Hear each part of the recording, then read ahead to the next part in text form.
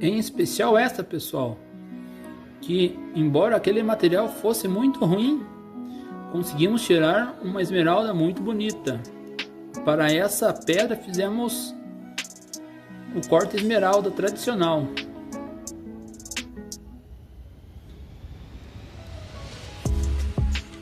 E a nossa catraca se comportou muito bem, pessoal. São pedras bem pequeninas, mas nossa catraca se comportou muito bem nos nossos testes. Aqui tiramos uma esmeralda